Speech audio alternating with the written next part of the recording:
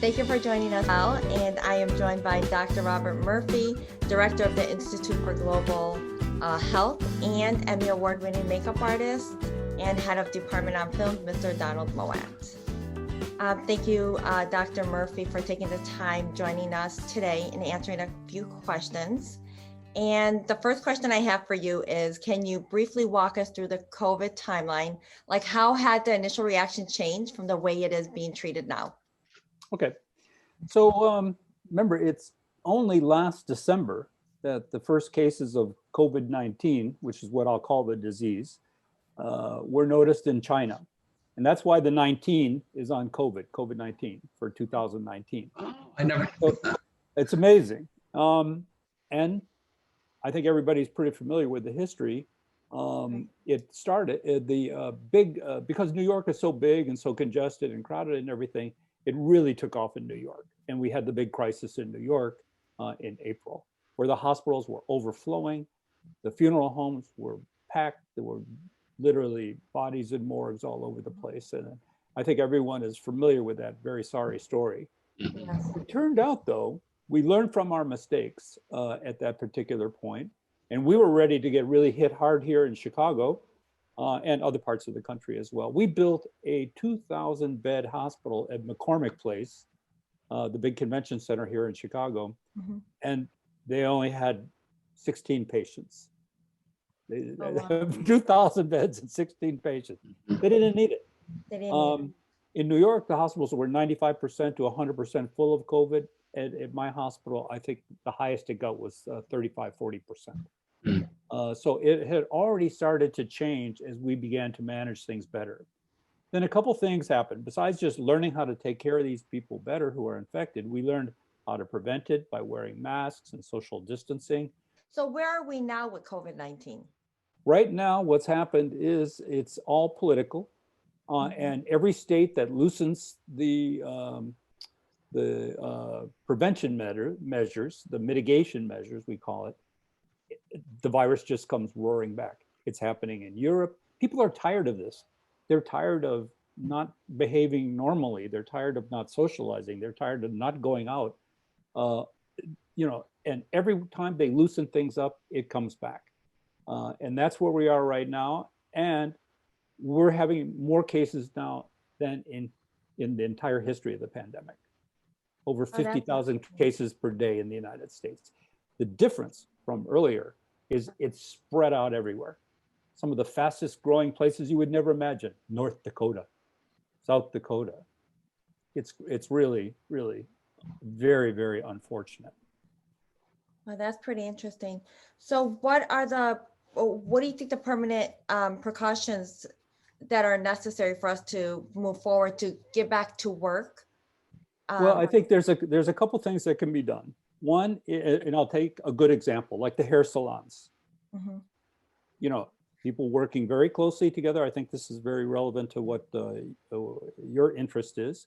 Yes. The hair salons, which we thought was going to be a big, big problem, because of the training they had and because of the prevention measures they're taking, common sense stuff like don't keep a crowded waiting room, everybody's wearing the shields and the masks. There's been almost nothing happening in the hair salons.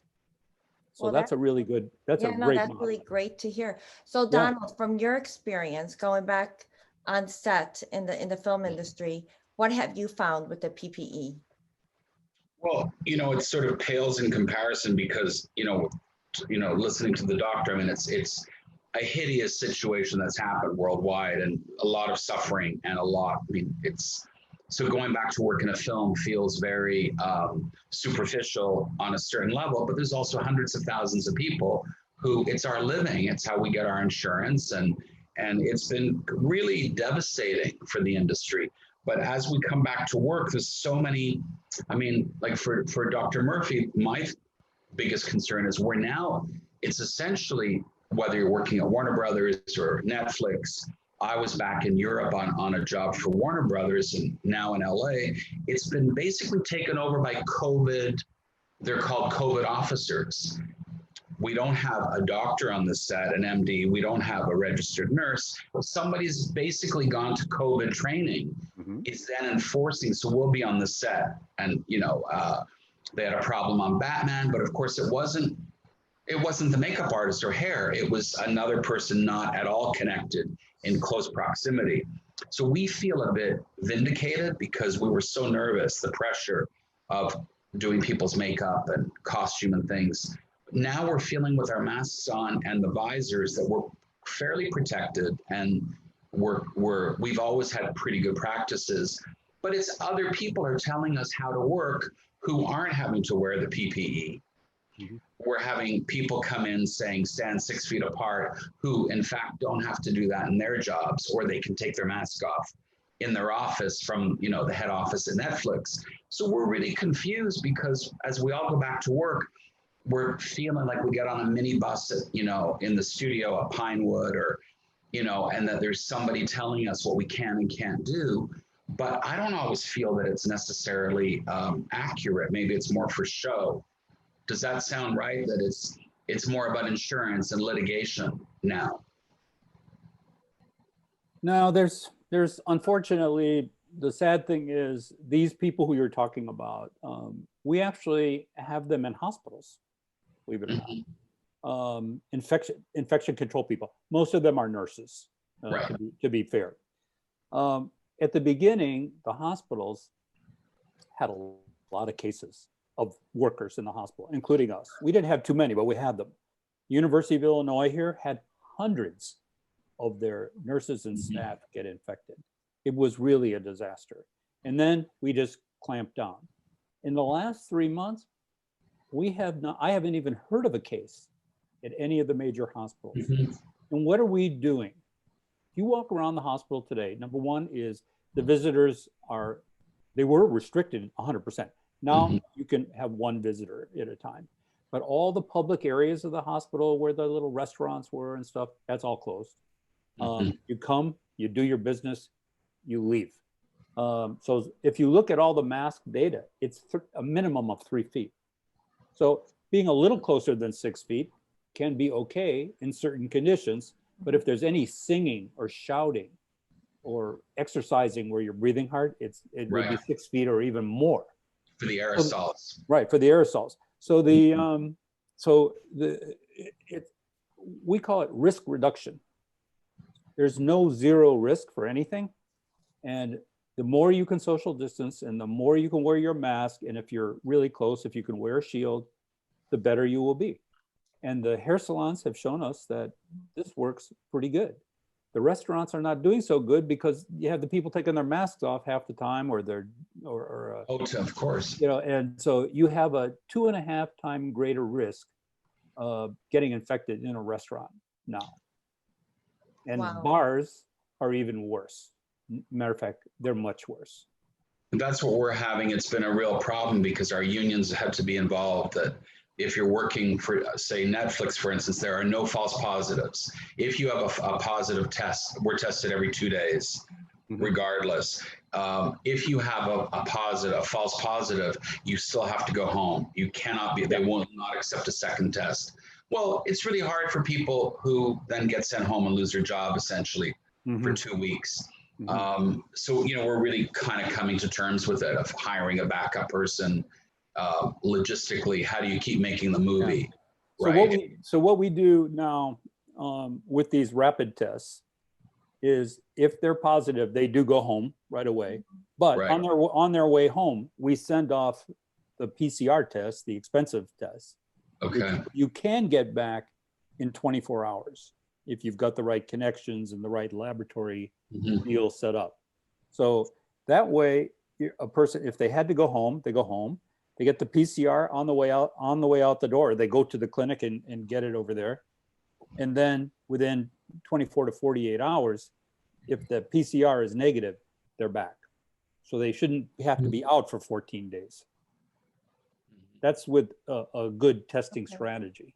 So your union, or whatever the people you're dealing with that are controlling this, have to really get it down what the flow is going to be for anybody that does test positive. I have a question. I mean, a lot of people are not comfortable going back to work, but there's certain limits they have in terms of you don't get, well, certainly for us in California, if you're not working, you don't get your insurance. So there's a lot of things that are making it more complicated. People who shouldn't really go to work are having to work, but that's always been the case, right? Especially in the film business or theater where there's a lot of pressure. We work like residents, right? These ridiculous hours on movies. But going back to work, like we're trying to follow all the procedures, and I feel pretty safe for the most part, but we're having a lot of people suffering. They're not used to wearing masks, obviously. You guys are, but masks, visors, they're falling over. It's 100 degrees in California. You're doing a 5-hour makeup on somebody. We have this big fat suit on someone. People are having a hard time. Is this something, we've been told by people, get over yourselves, like people wear masks all the time and visors, but we're not trained that way. We wash our hands before we do a job, and we're very careful, but it makes you a little bit, we're getting a lot of people suffering a sort of anxiety or with this. Yeah. Okay. The only thing I can tell you is you have to continue to do that. And you will get used to it. It's part of the culture in Asia. Even when there's no pandemic, they're wearing masks. Of course. Yeah. Absolutely. Yeah. And we're learning more and more about the mask. So those little blue ones, those hospital ones, they don't fit that tight. But why do they work? They work. We don't, when the whole mask thing, at the beginning of this thing, I would say most of the US experts, I consider myself an expert, but all my colleagues, we said, unless you're wearing that N95, that really tight, awful mask, which you can only wear for about an hour, by the way, before you pass out. Right. I said, if you're not doing that, the virus is so little, it can go right through the mask, except it's getting hung up in the mask. And it's limiting the exposure. And they actually think that one of the reasons why the mortality rate has gone down is that with all the mask wearing, that the exposure of the virus has dropped. In other words, if you get if somebody with it who's loaded with the virus, a super spreader, coughs on you, you're dead. I mean, you're gonna get it, okay? And you're gonna get a big case. Whereas if you're talking to somebody who has it and a little bit of virus comes out from around the mask and it gets hung up in your mask, that's really not, you're gonna get a much milder case. So they think, so anyway, we have to get used to it. It has to be, until the pandemic is over, we have to get used to it. And the good news I can tell you, because you don't look very happy, is that all pandemics come to an end. Yes. We've had pandemics over history. Every one, either they burn out on their own, or some intervention happens and they go away. It's a positive outlook, though, in the long run. It's just the short term. I've been saying to Bell, it's a problem that films won't open for years. Well, that scenario, either way, could be as early as next year, about a year from now. That's encouraging. Yeah. So be encouraging, be optimistic, faith in science. There's so many people working on this worldwide. Some of this vaccine and antibody stuff is going to work, and it's going to make a huge difference, and it's not that far away. Well, that's really good to hear. Well, that's great news. It's good news because it's got people in a state, hasn't it? As far as the work we're doing, we've changed our ways at work quite a bit. It's costing productions. Now when they're actually budgeting a film, for instance, I'm something in Morocco or Europe, 20% to the budget. It's significant, right? Testing, PPE, added crew members, etc.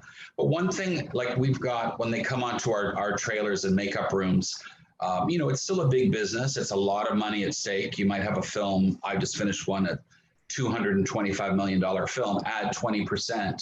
It's significant.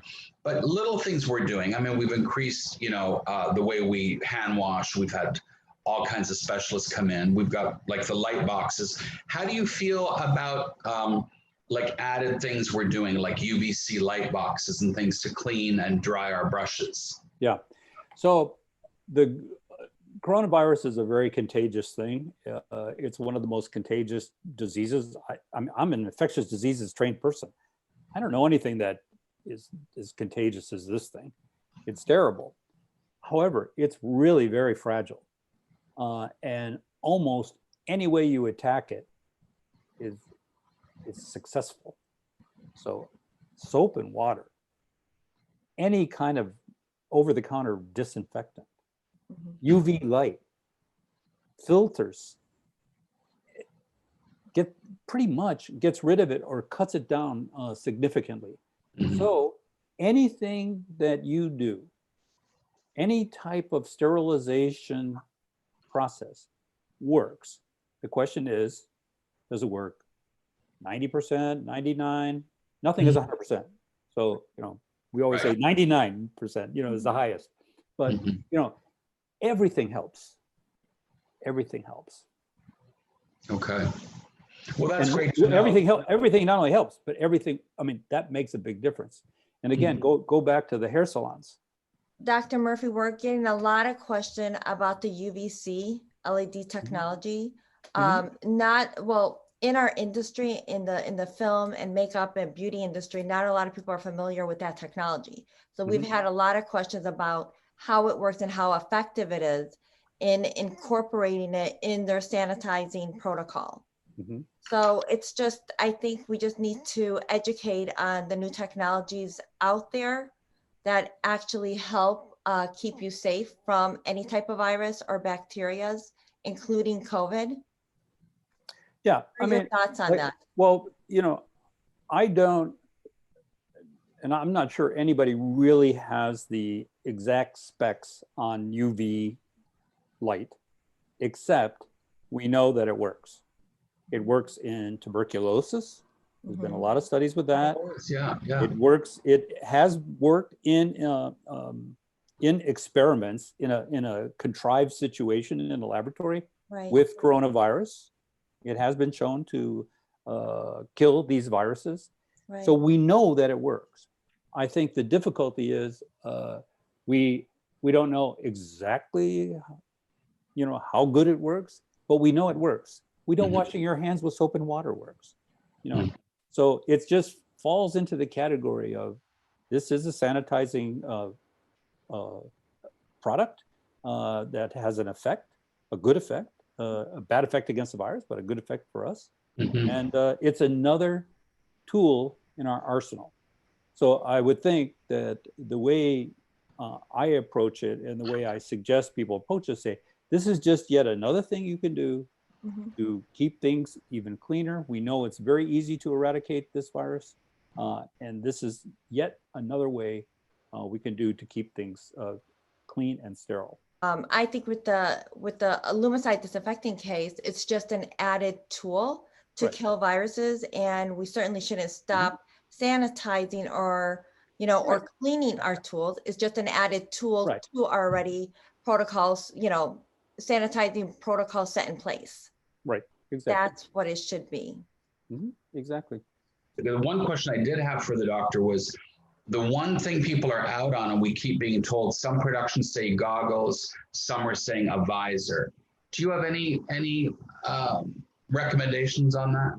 Well, here's the deal with the virus. The virus has to get into your, what we call the mucosa. All right. So the light colored pink area inside your nose, your mouth, and your eyes. So if you look at somebody, if you take a film of somebody for a day, they touch their eyes and their mouth like 1,000 times or something. It's some crazy number. I don't think it's 1,000, but it's an awful lot. That is really bad because if you did touch something and then immediately went up to your eye or your mouth or your nose, you could spread it to yourself. So you've got to be careful. So the goggles and the face shield, it's doing two things. One is if somebody's got it and they're talking loud and they're not wearing the mask or something, it will protect you. The other thing is it keeps you from touching yourself. Right. And so we don't know which it's working better for, but it works. And the more you have those things, the better. People, I can tell you, in the hospital, which is a very weird place right now, people have gotten used to it. Thank you so much, Dr. Murphy. Thank you Very so important much. for all of us. Very Yeah. informative.